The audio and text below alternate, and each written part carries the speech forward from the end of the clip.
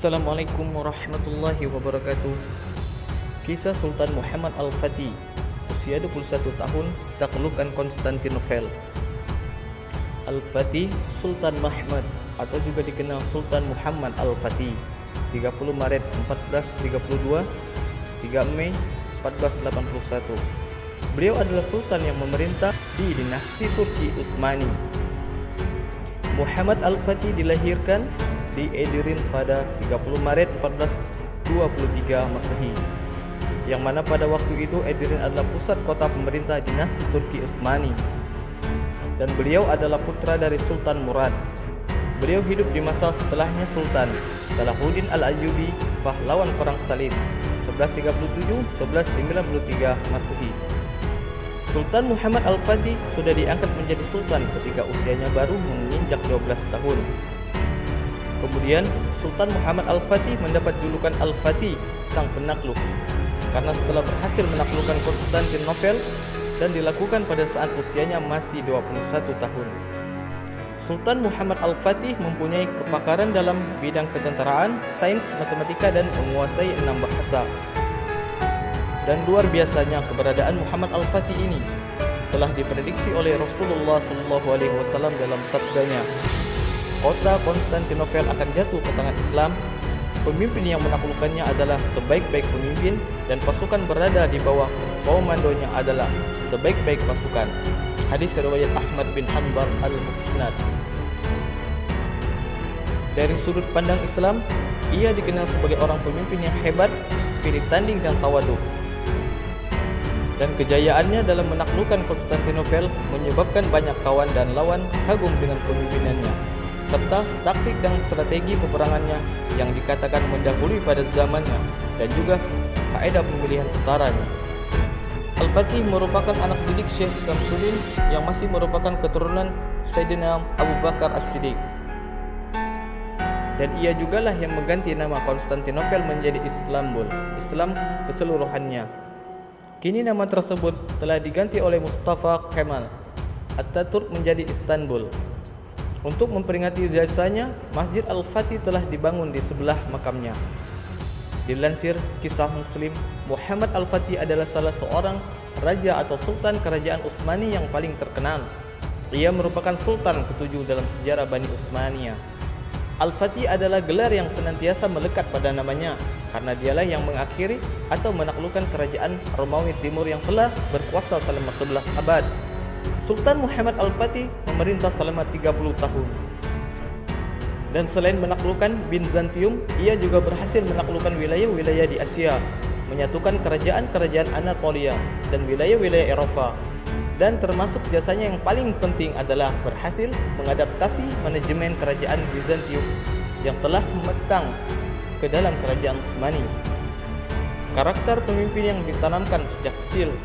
Semenjak kecil, beliau telah mencermati usaha ayahnya untuk menaklukkan Konstantinopel. Bahkan, beliau telah mengkaji usaha yang pernah dibuat sepanjang sejarah Islam untuk menaklukkan Konstantinopel, sehingga menimbulkan keinginan yang kuat baginya meneruskan cita-cita umat Islam. Kekuatan Sultan Muhammad Al-Fatih terletak pada ketinggian kepribadiannya. Sejak kecil ia dididik secara intensif oleh para ulama terkemuka di zamannya. Di zaman ayahnya, yaitu Sultan Murad telah menghantar beberapa orang ulama untuk mengajar anaknya, Sultan Muhammad Al-Fatih. Tetapi oleh Sultan Muhammad Al-Fatih menolaknya. Lalu ia mengantar Syekh Al-Qurani dan memberikan kuasa kepadanya untuk memukul Sultan Muhammad Al-Fatih jika beliau membantah perintah gurunya, menjadi penguasa Utsmani. Sultan Muhammad diangkat menjadi Khalifah Utsmaniyah pada tanggal 5 Muharram 855 Hijriah bersamaan dengan 7 Februari 1451 Masehi. Program besar yang langsung ia canangkan ketika menjabat sebagai Khalifah adalah menaklukkan Konstantinopel. Dan langkah pertama yang Sultan Muhammad lakukan untuk mewujudkan cita-citanya adalah menaklukkan kebijakan militer yang politik luar negeri yang strategis. Ia memperbarui perjanjian dan kesepakatan yang telah terjalin dengan negara-negara tetangga dan sekutu-sekutu militernya. Pengaturan ulang perjanjian tersebut bertujuan menghilangkan pengaruh kerajaan Bizantium Romawi di wilayah-wilayah tetangga Utsmania, baik secara politis maupun militer. menaklukkan Bizantium. Al-Fatih juga menyiapkan lebih dari 4 juta prajurit yang akan mengepung Konstantinopel dari darat. Pada saat mengepung benteng Bizantium, banyak pasukan Utsmani yang gugur karena kuatnya pertahanan benteng tersebut. Pengepungan yang berlangsung tidak kurang dari 50 hari itu benar-benar menguji kesabaran pasukan Utsmani, menguras tenaga pikiran dan kebekalan mereka. Pertahanan yang tangguh dari kerajaan besar Romawi ini terlihat sejak mula. Bizantium telah memagari laut mereka dengan rantai yang membenteng di semenanjung Tanjung Emas. Tidak mungkin bisa menyentuh benteng Bizantium kecuali dengan melintasi rantai tersebut. Akhirnya, Sultan Muhammad Al-Fatih menemukan ide yang ia anggap merupakan satu-satunya cara agar bisa melewati pagar tersebut. Dan ide ini mirip dengan yang dilakukan oleh para pangeran Khaib yang menyerang Bizantium di abad ke-10. Para pangeran Khaib menarik kapalnya mengeluarkan selat berporus, mengelilingi Galata dan menunjukkannya kembali di Tanjung Emas. Akan tetapi pasukan mereka tetap dikalahkan oleh orang-orang Bizantium Romawi. Sultan Muhammad Al-Fatih melakukannya dengan cara yang lebih cerdik lagi. Ia menggandeng 70 kapalnya melintasi Galata ke muara setelah meminyaki batang-batang kayu. Hal itu dilakukan dalam waktu yang sangat singkat, tidak sampai 1 malam. Di pagi hari, Bizantium kaget bukan kepalang. Mereka sama sekali tidak mengira Sultan Muhammad Al-Fatih dan pasukannya menyeberangkan kapal-kapal mereka lewat jalur darat. 70 kapal laut diseberangkan lewat jalur darat yang masih ditumbuhi pohon-pohon besar. Menebangi pohon-pohonnya dan menyeberangkan kapal-kapal dalam waktu 1 malam adalah suatu mustahil menurut mereka, akan tetapi itulah yang terjadi. Peperangan dahsyat pun terjadi. Benteng yang tak tersentuh sebagai simbol kekuatan Bizantium itu akhirnya diserang oleh orang-orang yang tidak takut akan kematian. Akhirnya, kerajaan besar yang berumur 11 abad itu jatuh ke tangan kaum muslimin. Peperangan besar itu mengakibatkan 260.000 pasukan umat Islam gugur. Pada tanggal 20 Jumaidil Awal 857 Hijriah, bersamaan dengan 29 Mei 1453 Masehi, Sultan Al-Ghazali Muhammad berhasil memasuki kota Konstantinopel. Sejak saat itulah ia dikenal sebagai nama Sultan Muhammad Al-Fatih, penakluk Konstantinopel. Saat memasuki Konstantinopel, Sultan Muhammad Al-Fatih turun dari kudanya lalu sujud sebagai tanda syukur kepada Allah Subhanahu wa taala. Setelah itu, ia menuju gereja Hagia Sophia dan memerintahkan menggantinya menjadi masjid. Konstantinopel dijadikan sebagai ibu kota, pusat pemerintah kerajaan Utsmani, dan kota ini diganti namanya menjadi Istanbul, yang berarti negeri Islam. Lalu akhirnya mengalami perubahan menjadi Istanbul. Setelah itu, terdapat penaklukan strategis dilakukan oleh Sultan Muhammad Al-Fatih. Ia membawa pasukannya menaklukkan Balkan, Yunani, Romania, Albania, Asia Kecil, dan lain-lain.